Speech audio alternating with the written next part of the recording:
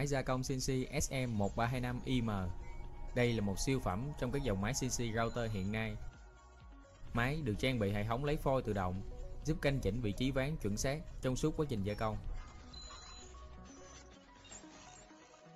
Máy thực hiện phay, khoan, cắt, tạo rãnh với tốc độ trục lên đến 24.000 vòng một phút.